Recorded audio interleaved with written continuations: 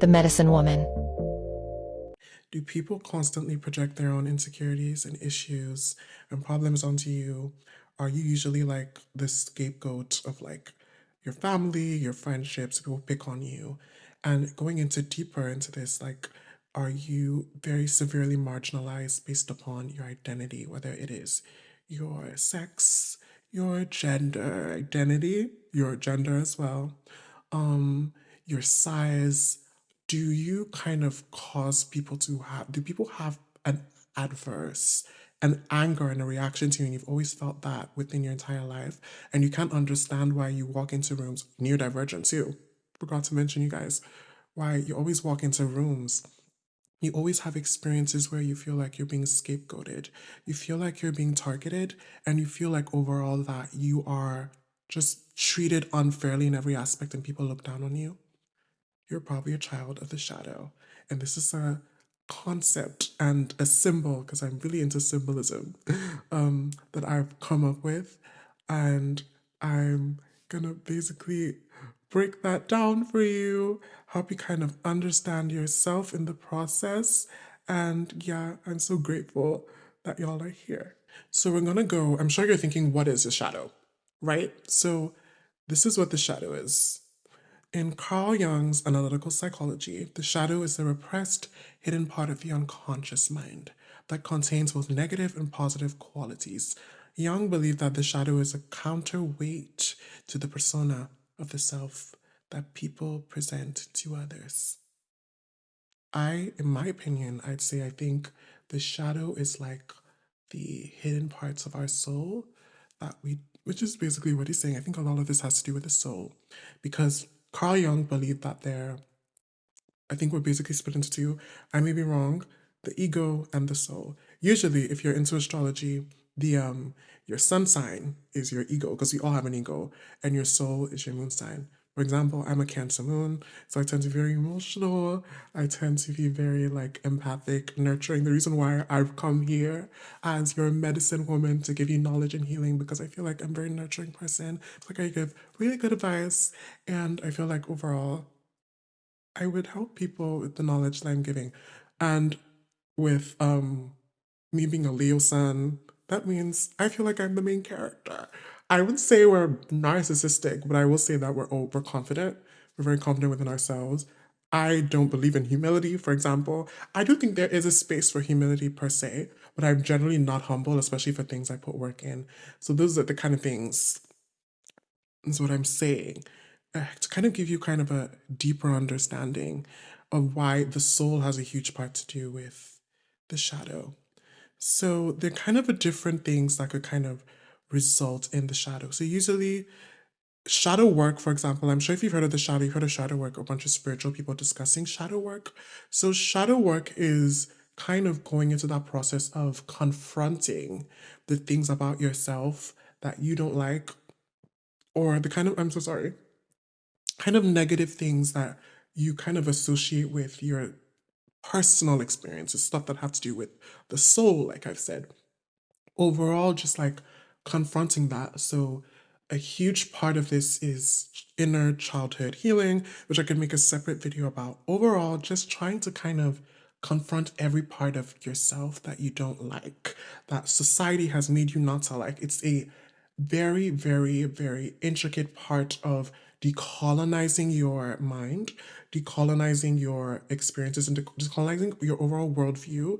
And you're kind of like, I'm getting there, bitch. I have the brain of a peanut sometimes.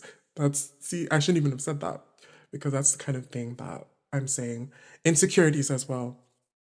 And overall, just kind of like getting to that place where you accept all of yourself. I always say the greatest thing you can do for yourself and the greatest thing you can do for getting to that place where you have self-esteem. Like I said, this is my first video. The most important thing in this life, and I'm going to say that because I'm going to make a second video after that, because my second video is going to be how to build your self-esteem, coming 2 days after this, is the most important thing that you need to do for yourself is build your self-esteem. And you can only build your self-esteem if you accept your insecurities, accept the things about yourself that kind of make you, you that have kind of shaped you in I would say, a very hurtful way, but have made you who you are today. So, yeah. So we're going to get very sociological here. So we cannot discuss this topic without intersection and intersectionality. As someone who's an intersectional feminist slash like kind of radical feminist, but not fully radical feminist, someone who's an intersectional feminist, the intersections so matter in this kind of discussion surrounding the child of the shadow. So, child of the shadow usually tend to be people in society who are stigmatized. We have the plus size community, the disabled community, the trans community, people who are perceived to be societally unconventional or ugly. I'd always say this. I think a bunch of people will be like, oh, I feel ugly. There's a specific experience for those. You could feel ugly, doesn't mean you're ugly or treated ugly. People who are perceived as ugly usually do not benefit from Eurocentric beauty standards. Usually, people who have like facial deformities, overall, who kind of get a very adverse. So people who are plus size, those who don't fit into that convention, are usually the scapegoat. So I'm going to go into detail more about how the ways that you can kind of see how you are the shadow child, how you bring out people's shadow when you are living your life and you're experienced and you're perceived the way that you're perceived. One thing I'd always said is that I think if you look at that interaction between men and women, for example, we're taught that men are superior and women are inferior. And I think a huge part, everything, majority of the time, that men have to say about women is what they feel about themselves. And I'll say this again and I'll say it twice. Whether it's slut shaming, because it's like, notice how women are slut shamed for how many men they sleep with and not women they sleep with. Because I think men generally have a self-hatred because they hate themselves. And I say this because I believe that every human being, and it makes sense even like with our hormones, we all have testosterone and estrogen. Every human being has a masculine, feminine, male, female, the XX, the XY. You cannot abandon a significant part of yourself and your psyche. And the animus, I'm going to get into that as part of Carl Jung's belief that the what's it called? The men have, I believe, count me if I'm wrong, I'll put it there and correct it. They have the anima, which is the female part of their subconscious, the shadow part, and then they have the women have the animus. I got it. And they have that, and men will consistently project these insecurities and project these overall like very archaic, very disgusting perceived notions of how they think women should be based off their own insecurity. Notice how men will see, I notice this because people say it to my own horn. Sometimes men will see a woman they perceive as beautiful or perceive as attractive and immediately have an adverse reaction to her. They see women that they do find unattractive and then treat them like they're pieces of garbage. This happens all the time. This happens when even think about, and I always say that children of the shadow kind of bring an adverse, like, I mean, an extreme reaction out of people because look at the femicide and all the things that are going on. It is very clear that in our subconscious, in our collective unconscious, there is usually people who commit kind of very violent and very like chaotic crimes and behaviors towards people usually have a part of their shadow they have not addressed. And there is usually a deep resentment or either a deep jealousy or a deep fear of that person when that occurs. So if you look at the femicides where women are killed for rejecting men, or women are killed for whatever reason these men is because these men have not addressed, and men from very young are not taught to kind of like have empathy and kind of like show their emotions because they repress their shadow. Women are now at the receiving end. I could make a whole rant about that, but a lot of women may fall under that child of the shadow children. But most people, we have to remember intersection. The more marginalized the woman is, she can then get that from other women. So usually, look at how femininity in our society is perceived. Look at how femininity in our society is demonized, whether it's from a woman, a man, a trans person, a non-binary person, it's because people suppress their inner feminine. One thing I've noticed that men do, for example, I hate to put people on pressure. Like I wouldn't even say the Tyler Perry's because I don't think Tyler Perry is necessarily making fun of women. But I will say that a man like Tyler Perry, for example, a straight man, is expressing his idea, his like innate what's it called? Innate like desire. That's the word. I'm sorry. The innate desire to express their femininity. And the only time in our society, this is how I know that I'm right, that men can kind of express their femininity is when they're making fun of women, they're making fun of queer people, or they're making fun of trans people within the process. All these skits, all this was like, that is what is happening. We have these men who are suppressed their feminine, who have suppressed their all their life, suppressed their desire to express their femininity through then projecting that onto women as if women are the problem. But the problem is that men don't have or have not don't have because of society, they don't have the privilege. I'm sorry, I'm kind of slow thinker to I would say privilege. Privilege is not the word. They don't have like the space to express their femininity, and as a result, and this is caused by other men. I don't want to ever give women that blame, but it's still an issue.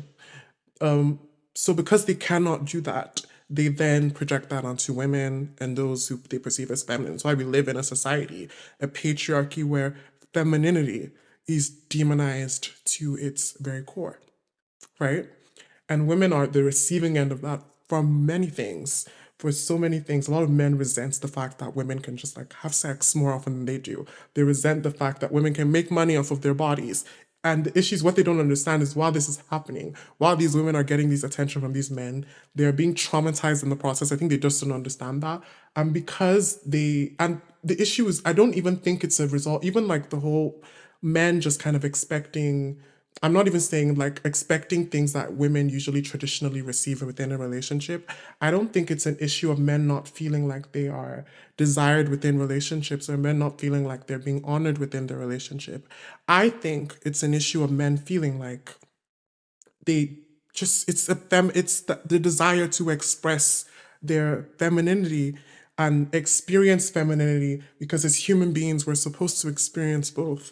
You cannot have the human experience or the human experience without experiencing both are so important.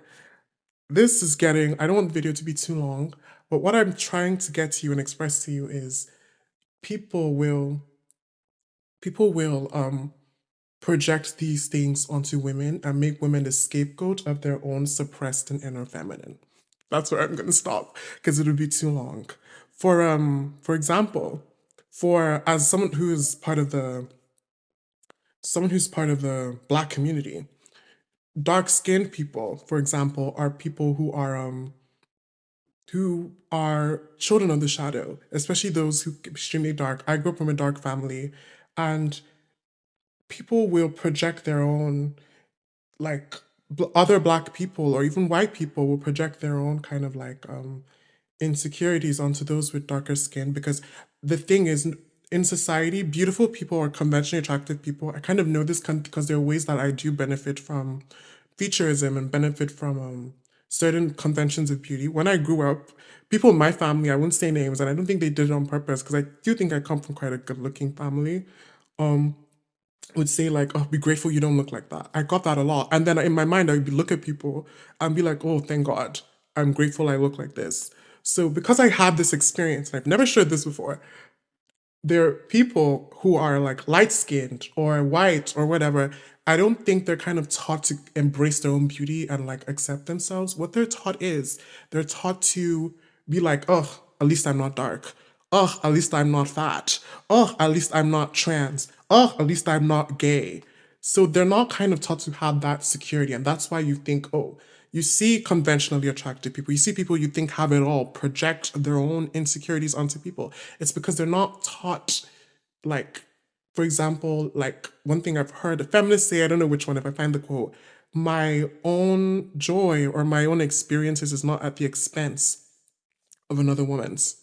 That's something I feel that more people should kind of like recognize, that your own like power, your own beauty, your own any positive quality is not at the expense of anyone. That's why I don't believe in competition. If you ask me comparing people, like I love music, I don't even compare artists.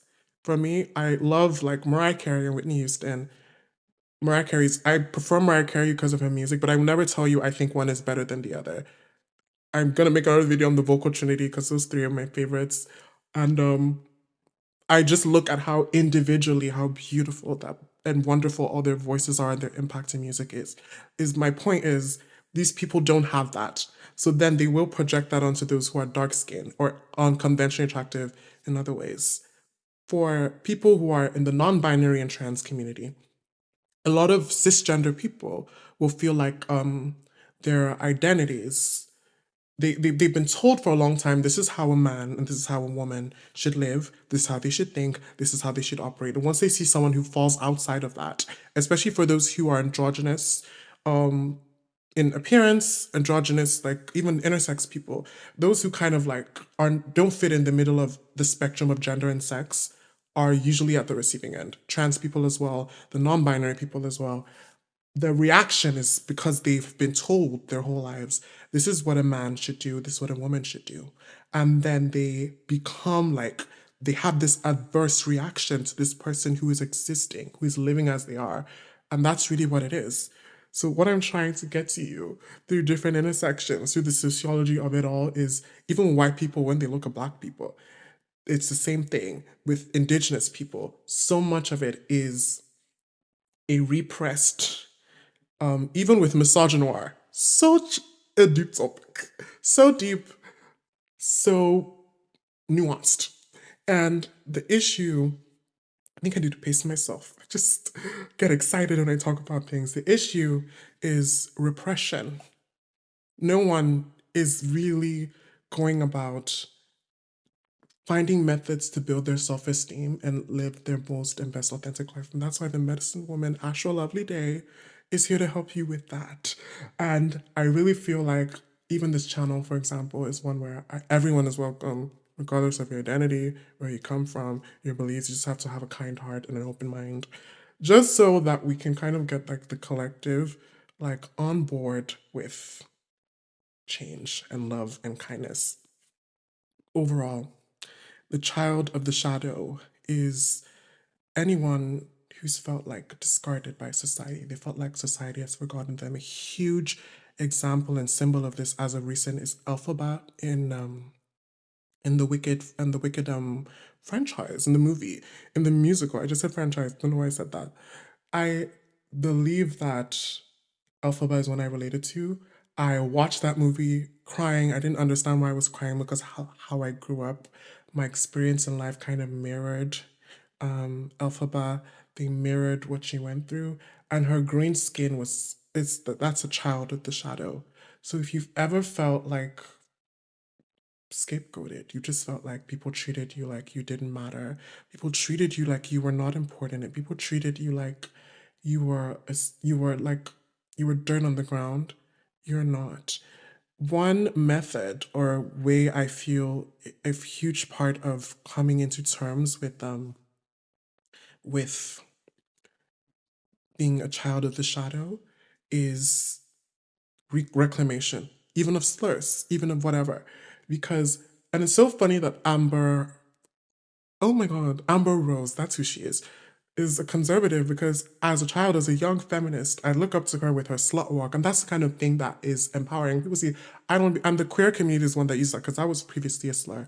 So kind of reclaiming, I don't even say you have to reclaim slurs, reclaiming the ways that people have weaponized who you are and your authenticity towards you, I think is the perfect way of reaching that authenticity and becoming the true child of the shadow, really understanding exactly how, what's it called? Exactly how to experience life the most freely and authentically. Now that you've discovered how you impact others and how it works in society, I would say that to do shadow work. So you need to get to the point where you understand that the kind of shadow work that you will be doing as a child of the shadow is absolutely different from what the average person would need to do. Because I think a lot, obviously, like they would have to do a lot of things that would like have to do with a lot of guilt. But because I'm not saying you're a victim, you would have to kind of work through on how others have made you feel your entire life. It's a completely different process, the shadow work, because for me, it was a completely different process that you would have to do.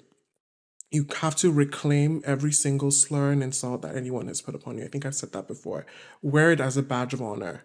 For me, I always like will tell people I'm weird, and they're like, "What do you mean by weird? You're not weird." And they speak to me, I am weird because my whole life I was perceived that way, and that's how I was treated. Even being like, one day I was speaking to my mom, I was like, "Yeah, I'm abnormal." She's like, "Don't say that. My mom is African. Don't say that about yourself." And I was like, "But I am," and that's how I felt my entire life, and I own it because the thing is, even if they have anything to say about you, like maybe you're plus size and say you're fat, yeah, I am. I'm fat, and what? They're trans, they misgender you, yeah. I don't really care if I'm that or whatever. I'm happy. You kind of just like take away that fear around you, surrounding your identity, and that invalidation, and take that take that take the validation that you need from sources that are like more like substantial, sources that are like your people that love you, your own experiences. Just kind of remove yourself from the idea that you need these people to like you. Another one, get absolutely happy and excited when certain people hate you. This is one I got from Chimamanda Adichie, one of my favorite authors and feminists of all time as a Nigerian. I really feel like you have to be okay when certain people don't like you. You have to really jump and scream for joy and be like, "Hey, this person hates me. Thank Goddess. Thank God. Whatever you look up to. Thank her up there for looking out for you because you have to be okay with that." And as you do that, you kind of have to really get angry. I think anger is kind of the most important thing, an important emotion you need to feel, because every single thing that has happened to you, every single thing that anyone has ever had to say about you, your identity, the way you've chose to live your life, how you were from childhood, especially for inner child healing, you have to get to that point just so that you can stop the cycle of you becoming like them, projecting them having their own issues. Because I've always heard this phrase, hurt people, yes, but good people never make excuses for hurting people. They always take accountability. So hurt people do hurt people. And it could happen. I could hurt people. I've hurt people before. But I've always tried my best to take accountability. So you have to kind of understand. I always say this, and this is one thing I'm going to share on this channel. This is why I'm really into ethics and morals and philosophy and psychology surrounding harm. Everything that people have done and said to you is unacceptable. And I think the reason why people feel like they can speak on people's bodies, how they look, how they overall, how they perceive that person is because people have done that to them and they think that's okay. The one way to heal from your from people who have made you feel like you don't matter, you're not important, is anger and finding justice within yourself and not taking the wrong method of justice. Either you, however, I'm not one who to tell people revenge, how to do revenge. It's not for me, but you kind of put the energy in the right place. You either put it back to the person who did that to you, not innocent people who did that to you, and kind of find a way to kind of resolve that within your own self, or my method is kind of putting it into things like this. Like I'm making this channel, art, creativity, the people around you, putting it into love. Like that is true alchemy. Alchemy is really turning pain and hurt and vitriol and all the things you've gone through into something so profound, something so like something that is so fulfilling. The emptiness you feel within your life will basically evaporate the moment that you do that, the moment that you kind of alchemize the hurt and trauma and betrayal of the people, what the people around you have done to you, and what society has made you feel. That's the first thing I would say that I feel that you need to do. Um, After kind of getting that justice for yourself, you need to get into the process of co regulation. getting your tribe and finding your tribe. The first thing I can say when you need to find your tribe, the reason why I've dressed like this and dressed the way that I want to dress and made it like this, so I can attract the people who are for me. If you step into your authenticity, you step into your boundaries. Boundaries is another point. Your boundaries, you step into the ownership of who you are and the responsibility of kind of taking the first step into owning yourself and everything that is about you. The moment you do that, you meet your people. I tend to have a better experience dating, a better experience of friendship. The moment, even if it's little things, and for me, one people pleasing thing I would do is I'd like things because someone liked it, or I'd agree with things because people did. Step into that authenticity. I'm sorry. It may be lonely. It may be something you feel like is what's the word? You feel like may hinder you from finding the people that you're supposed to find, but those people are the wrong people. Go where you are celebrated, not where you are tolerated. Period.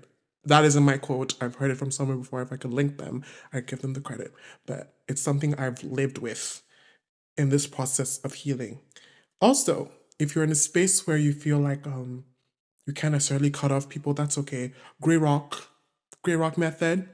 The Grey Rock method is perfect because I don't believe that anyone has to have closeness to you. No one has to be close to you. Even if you have to lie. They say hi, how are you? Don't really ever engage in anything they have to say. Just like think of the basic conversation. Hey, hi, how are you? How are you doing? I'm good. I'm fine. No secrets, no personal this, because the moment you do that, they can weaponize that against you. Kind of just like um take that power from you. If you're a child, especially a Nigerian child or from an African family, just do as you're told. And that's it. Wash the dishes when you're supposed to wash the dishes, do your chores when you're supposed to do your chores. And then no one has to be close to you. They have to earn the right to be close to you, to be in your life, to hear your dreams, your desires, your secrets, your thoughts. Those things are for you, the people you love, and the space that you've created for yourself. That is the one way to kind of garner and create safety in this world and safety within your body. So co-regulation, finding your community, calling friends, leaning on one person. Also, I want to also say I'm creating a Patreon. I don't know how much it's gonna cost, but it will be down there. My Patreon will basically like have more videos, have more insight, overall have more just more of this. Like I'm gonna be filming 5 videos today, and you're just gonna get more videos. You're gonna get them as they come, get them as I've edited it. I'm gonna be doing twice a week. It's gonna be so much, and I'm gonna create a community, probably most likely a group chat where you could kind of find community, find people who share the same experiences as you. There'll be workshops. There's gonna be so much under there. I just, if I'm you, I subscribe. I'm also very poor. I show you my setup. I'm gonna put a picture, sellotape. Everything is just junky. I'm on benefits. I don't even have a job. You would also be helping me kind of just like get on my feet and kind of just like help creators that you love kind of get on their feet, because people think or look at creators and think, oh, they have money. No, they don't. We're struggling just as much as you are. So please support me and please join the community. I would really appreciate it. And apart from that, if that's not something you want to do, that's okay. Rely on your friends, rely on people you love, and really start to get in your brain and understand, for you most specifically, this is why philosophy and psychology and all these things are so dear to my heart. You design, whether it's based off your religion, based off your spirituality, what is acceptable behavior and what is unacceptable behavior. And if anyone just consistently does things that are unacceptable, cut them off. The people who are in community with you, that love you, that care about you, rely on them. Ask for help, ask for support, and as you are there for people, they will be there for you if they're for you. And never take the wrongdoings of others personal, because as I've said, it's a projection. It has nothing to do with you. It has nothing to do with who you are, what your worth is, and what your future will be. It has nothing to do with you. So never take the wrongdoings of others as an opportunity to give up on connection. As human beings, as primates, as mammals, as living beings, most of us have gotten up until this point because of co-regulation. Never ever underestimate the power of it. Okay. Also, never make pity friends. They look down on you. A lot of them have a savior complex and they just want to feel good about themselves when they're around you. When you start to level up, or all of a sudden, when you start to become conventionally attractive or get that conventional money, they're gonna resent you because they're gonna be like, "How dare this person?" With the French, me and my friends always say this, and it's not to say I think they kind of just don't have the knowledge. They say this, they don't have the knowledge of Destiny's Child. All of them are superstars, Michelle, Kelly, and Beyonce. But they always say in our group, everyone's Beyonce. And for me, she's the lead singer, but everyone kind of, but that's how the friendship should be. Let's not do Destiny's Child discourse because Michelle's bridges hit, Kelly's tone is it, and Beyonce's kind of like melody create makes the harmonies sound even more rich. But my point is, you need to go into friendships where they see you equally. They need to look at you and see equal. And I know for a lot of you, you may feel like you're never gonna find that, but find people who don't look down on you in any way. They should see you equally. They should see you and understand that you're an equal. No pity friends. No. Yeah, I said with direct anger. What else? Stop apologizing for any aspect of who you are. Stop it. One thing I do, or I like overtly apologize because I've always felt like I've like what's the word? I've just was like apologizing for being the way I was because of how I was treated. Stop it. Only apologize or say sorry. And I know it may come off at first. You may ruffle a bunch of feathers and take accountability because, especially if you're neurodivergent, you have autism, it will be difficult. Don't apologize if you felt you've not done anything wrong. Then you start to realize the way that people are manipulated. If you really truly felt like you've not done anything wrong, there's no need to apologize. Or you could be very specific with your apology because I don't really understand what I've done and how I've affected you. But if we can discuss this in depth, I would love to have a conversation with you surrounding how I've hurt you. Finish, chicken. That means stop in an Igbo language from where I'm from. But it's done. Stop apologizing. It's not necessary. It's absolutely not necessary. It's not something, there's no need because when you're a child of the shadow, you are going to feel, because a lot of us feel guilt for existing. We feel like we're a burden to the people around us. We feel like we're a burden to the world because people have made us feel that way. So the only way you can kind of just like decolonize that and deconstruct that, stop saying sorry every 2 seconds. Stop it. And I'm talking to me. Stop it. Regulate your emotions. So if you're feeling sad, you're feeling down, don't go into the devices. If I'm you, don't smoke weed. Well, you can if you want. Don't do drugs. I used to be a sex addict. Don't have sex. Get a donut. Get something. Or, oh, if you have binge eating, this is because I used to binge eat. Call a friend, read a book, walk, go for walks. Just find healthy ways to regulate yourself. I could make a video in depth. Find healthy ways to regulate your emotions. Because what, for most of us, I have CPTSD, so most likely if you're a child of the shadow, you have CPTSD. You need your nervous system. Your nervous system needs to be regulated. Your nervous system has been broken down and you need to learn how to regulate your emotions. Another thing I say is if you have good, healthy people in your life, try and imitate them best possible. Really, truly imitate them in how they do things and how they carry themselves. But as you do that, have the understanding and patience that you've not had the life that they lived and you haven't lived the same life that they have lived. So there's absolutely no need to kind of put yourself to their standards. Just copy them and use them as inspo. Like you've seen something on Pinterest and you do that. If you're spiritual, if you're a witch like myself, work with deities who kind of validate your experiences or kind of neutral about it at least. For me, if you're a child of the shadow, especially if you're within the LGBTQ community, or if you're a woman who has like a very broad sexual history, I would not recommend it. I work with Lilith, Hecate, and Eshu, but that's a close practice though. Only do so if I'm Yoruba, so I work with him. They have their own experiences being demonized by society, being put aside, and they will understand your experiences so much more and so much more profoundly than any kind of deity who has an Hecate has a history of, standing up for the marginalized. Lilith was pushed out of the Garden of Eden and was demonized for standing up for herself. So if I'm you, I'd work with them and they will welcome you with open arms. Echo chamber. You've got an echo chamber. You've got an echo chamber like your life depends on it.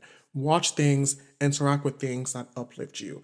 For me, y'all saw me on social discourse TikTok. I left there because it just like I have PTSD. I was just like, I'm not dealing with this. I'm not going to get traumatized for free.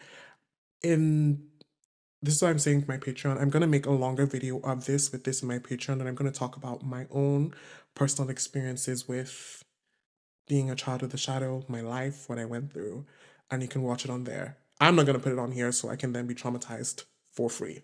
Y'all are going to have to pay for that. So again, never victim blame yourself. Never. I'm on the echo chamber. Sorry, I just left that. For the echo chamber, you have to let the people that love you and respect you mirror every aspect of what you love about yourself. They have to mirror every aspect of what you love about yourself. The reason they have to do that is so that you can kind of just like understand the ways I've been treated, the things I've internalized. This doesn't make any sense. The relationships, and you notice that the healthier relationships you have, the healthier your mindset is, the healthier your life is. It's better to be alone than be surrounded by people that look down on you and hate you. Really echo chamber. The things you watched. For me, when Kamala lost, I was shocked. That's another version of echo chambering. I was shocked. I was like, I didn't even know. I remember my ex partner. He was talking to me about how like he was mad at his friends and how they were what's the word? They were saying that watching Baddies, I think the one where the black women fight, is gay. I'm like, I didn't even know men still argue about that. I didn't even men are homophobic. For me, I'm like almost like that happens. I'm just shocked whenever I hear it and see it. And then when it happens, I just kind of pretend it doesn't happen. I don't ever allow myself to be in spaces. Maybe because I'm an adult, it's much easier. I won't ever allow myself to be in spaces where that kind of thing even happens or occurs on my For You page, whatever. I'm like, for me, it's foreign because of echo chambering. Even the men I speak to and the men I date, I don't allow it happen. I let them know it's not acceptable. My feminism is radical. I am radical patriarchy. I'm radical I'm radical destruction of the patriarchy. Radical about it. So I don't even allow it manifest, blocked, removed. One thing that men will do is they'll have you they speak negatively about other women, about queer people, about trans people. I don't even allow it manifest, allow it happen in my space, in my vicinity. Absolutely not. And it's that echo chambering. It's boundaries, strict boundaries on what you watch. It'll be so important because if you're a child of the shadow, you most likely have CPTSD. Things will you can't if you're constantly triggered, you're constantly dysregulated, and you're not going to be able to live a life that's fruitful. What else? I think I've said heal your inner child. I'd say healing your inner child is an extremely important part of this process. Be patient with them. Don't victim blame them. Understand the mistakes that they made. Understand the trials and tribulations that they've gone through, and understand that every single thing that they had gone through is unacceptable. Well, the bad things unacceptable. And I think one of the cycles in society that we see constantly is people who will do and say unacceptable, sorry, sorry. One of the kind of cycles we've seen in society is people who will have unacceptable things happen onto them and be like, oh, that because it happened to me has happened to someone else. People who are like abused as children, then they do it to, it's the cycle, it's generational trauma. And it's a cycle. And I think with my first point with men, um, who I think a lot of men have a lot of negativity because of that, because they just like, I need men, I say this to men, I need them to understand that whatever person like, or whatever human in your life made you feel like um whatever you'd gone through was acceptable, they were wrong. You will never get to the point of healing where you can kind of understand and have justice for yourself. Before you can have justice for any group, you have to have justice for yourself. The moment you have justice for yourself and understand that whatever it is that your parents or the people around you had said to you or had made you feel is unacceptable, it was not right. And just because people around you are doing it, people do unacceptable things every day. It doesn't make it okay. Just because the people around me tell me it's acceptable doesn't make it okay. The moment they understand that, maybe we'll see them project less onto other women. Maybe all these groups I mentioned who are like responsible for kind of projecting their shadow onto shadow children, maybe they would feel like, they would probably most likely feel like, what's the word? They would feel like more of an incentive to protect the people around them and to love other people and to be kind, because then they can be kind to their inner children. I hope what I've said made sense. But it's the tea. A bunch of problematic people, a bunch of like people who are stuck in that like lack of self-awareness, stuck in that repression, stuck in that like lack of introspection and kindness to everybody.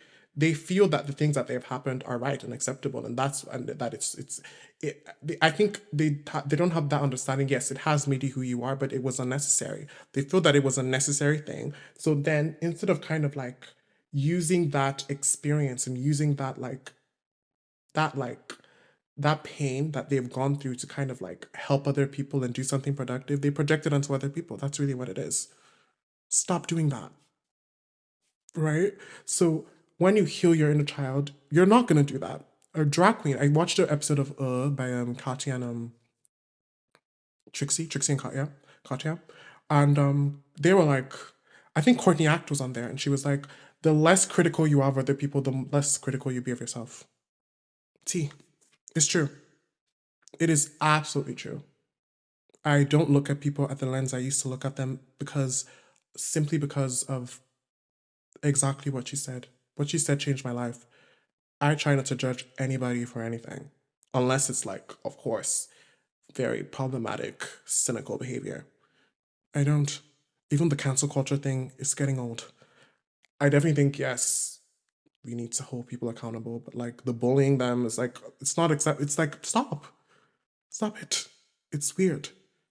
Dogpiling people on the internet is not. It's like, and then telling them to go themselves. No, because then you allow them to not even take accountability for it, and then we focus on the fact that that happened. It's crazy. Let's stop that. And I don't know whether I'm done with this video, but I will say that as your new medicine woman, I am here to give you support advice. Please support my Patreon, and overall kind of get to that point where you feel like in your life that you can step into your authenticity. Thank you so much for watching this video, subscribing. Um, Also, I have a bunch of links in my bio where you can please donate if you can. Please donate to these people. I would really appreciate it if you would donate to these causes, especially the ones I put on TikTok. Did on TikTok. I really appreciate it. If you can, please subscribe to my Patreon. Please subscribe, like this video. Thank you. Okay, make sure to like, subscribe, and comment any of your thoughts as well. Thank you.